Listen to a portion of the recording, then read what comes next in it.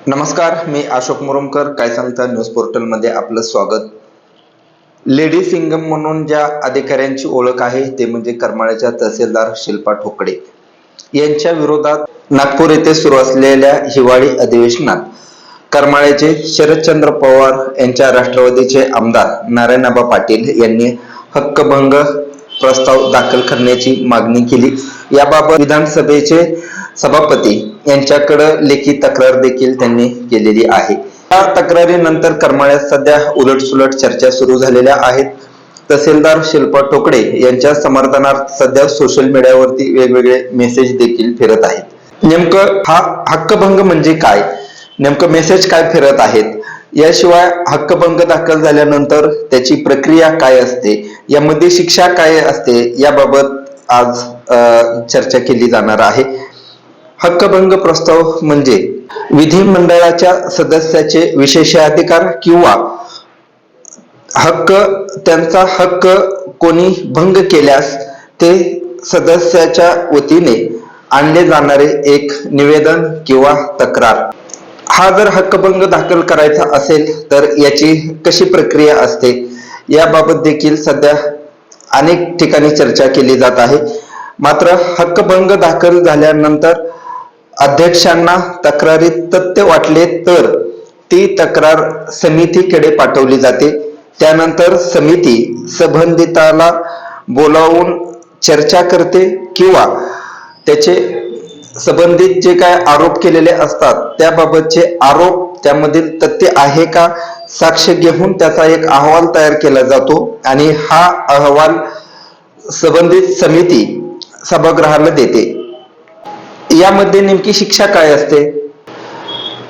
ज्या व्यक्तीवरती हक्कभंग दाखल झालेला आहे त्या व्यक्तीला शिक्षा देण्याचा अधिकार हा सभागृहाला आहे.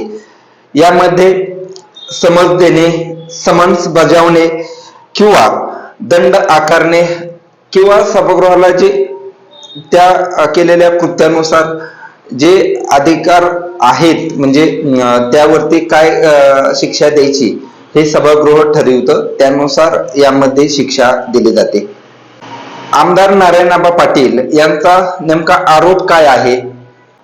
अतिवृष्टीमध्ये शेतकऱ्यांकडून कमिशन घेणे, महसूल विभागात मोठ्या प्रमाणात होत असलेला गैरव्यवहार, याशिवाय रस्ता केस असतील किंवा जमिनीच्या संदर्भातले जे दावे दाखल आहेत ते वेळेत न सुटणे, याशिवाय इतर असे काय त्यांच्यावरती आरोप करण्यात आलेले आहेत.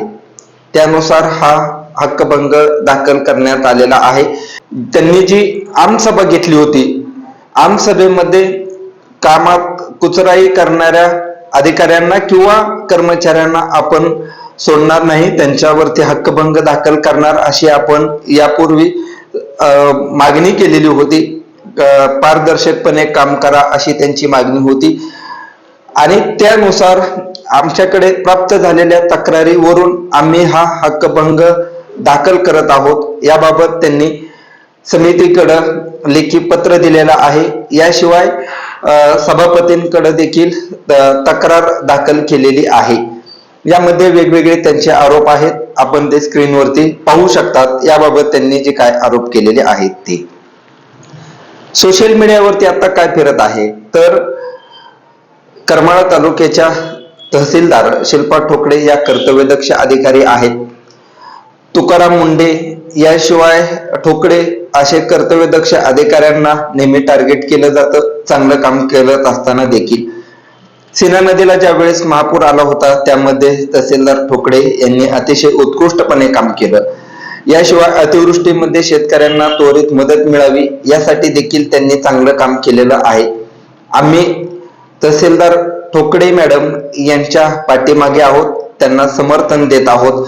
आय सपोर्ट ठोकळे मॅडम अशा आशयाचे मेसेज सध्या सोशल मीडियावरती फिरत आहेत. याबाबत आम्ही आज चौकशी केली.